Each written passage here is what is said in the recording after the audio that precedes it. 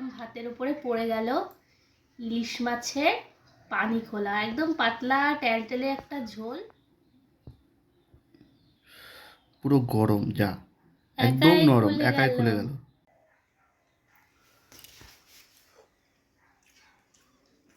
মানে ইলিশের যে স্বাদটা পুরোপুরি পারফেক্টলি বোঝা যাচ্ছে। কি গো, কি করবে এখন? কি করব সেটা ভাবছি। তো ইলিশ মাছের তো মোটামুটি বিভিন্ন রকমের রেসিপি আমরা খেয়েছি, পাতুরি ভাপা দুটো তো কমন, তাছাড়া বেগুন আলু দিয়ে, কচু আলু দিয়ে পাতলা ঝোল তো খাওয়াই হয়েছে। তো ভাবছি ভিন্ন একটা কিছু বানাবো। তো সেটা হচ্ছে ইলিশের পানি খোলা। আপনারা কে কি খেয়েছেন জানাবেন। আমরা এর আগে বানাইনি, এটা ফার্স্ট টাইম। এটা বাংলাদেশের একটা পুরনো ঐতিহ্যবাহী রান্না। বাংলাদেশের কোন জেলার আমি জানি না, তবে বাংলাদেশের রান্না ইলিশের পানি খোলা। তো চলুন বানিয়ে ফেলি ইলিশের পানি খোলা, আর রেসিপিটা আপনাদেরকেও দেখিয়ে দিই। এখানে 6 পিস মতো ইলিশ মাছ আছে, মাথাটা করব না, মাথাটা বাদ দিয়ে দেবো। তো কড়াই এখানে গরম করার প্রয়োজন নেই, গ্যাসটা এখনো জ্বালানো হয়নি। প্রথমেই যেটা করলাম সেটা হচ্ছে একদম খাঁটি সর্ষের তেল দিয়ে দিলাম, পেঁয়াজ, এই দুটো একসঙ্গে ভালো করে আমি মিক্সিতে বেটে নেব, আর লবণ হলুদ সর্ষের তেল, ব্যাস এই কটাই উপকরণ, আর কোনো কিছু লাগবে না। এবার সর্ষের তেলের মধ্যে যে কাঁচা লঙ্কার পেঁয়াজ বাটাটা ছিল সেটা দিয়ে দেবো, স্বাদ অনুযায়ী লবণ।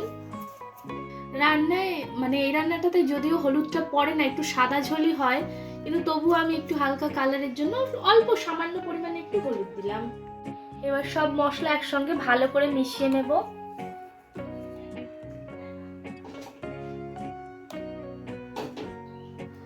মশলার সঙ্গে এবার মাছগুলোও ভালো করে দিয়ে মশলার সঙ্গে ভালো করে মাখিয়ে নেব। হাত দিয়েই ভালো করে মশলা মাছ সব একসঙ্গে ভালো করে মিশিয়ে নেব। হেভি সুন্দর গন্ধ ছেড়েছে। তোমাকে আজকে শাড়ি পরে কিন্তু খুব সুন্দর লাগছে।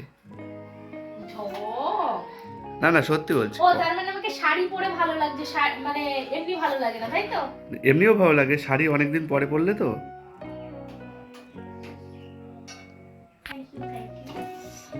হয়ে গেছে ভালো করে, জলটা দিয়ে বসিয়ে দিই। ইলিশের বিভিন্ন রেসিপি খেয়েছি, কিন্তু ইলিশ মাছ দিয়ে পেঁয়াজ দিয়ে রান্না হয় এটা আমার জানা ছিল না। তো দেখি কেমন হয়।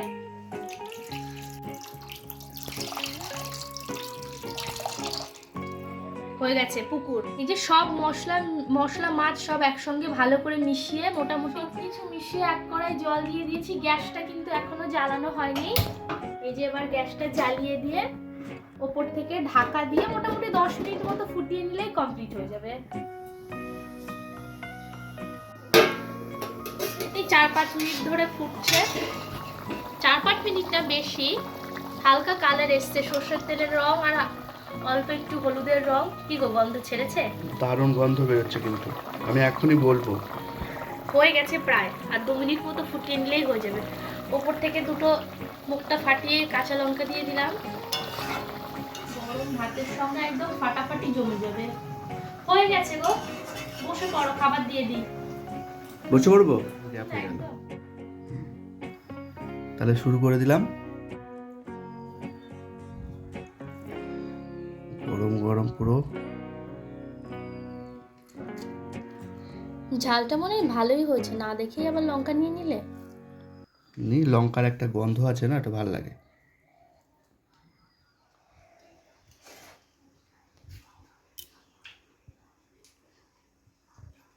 কেমন? মানে সেই গ্রাম বাংলার ব্যাপারটা চলে আসছে, বুঝলে? ভিন্ন ভিন্ন লাগছে, কারণ এই দেখো হচ্ছে ভাপা পাতুরি, এগুলো তো শাহি শাহি না, সর্ষে পোস্ত সবকিছু মিলিয়ে একটা স্বাদ। আর এটা আশা করা যায় সম্পূর্ণ ভিন্ন একটা স্বাদ হবে। আমি তো টেস্ট, একদম সাদা মাটা, হ্যাঁ টেস্ট, কিন্তু টেস্টি। বাহ।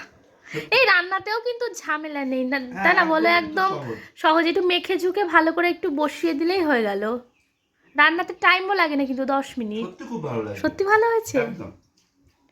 আপনারাও একদিন এইভাবে বানিয়ে খাবেন, বানিয়ে অবশ্যই আমাকে জানাবেন কেমন হয়েছে।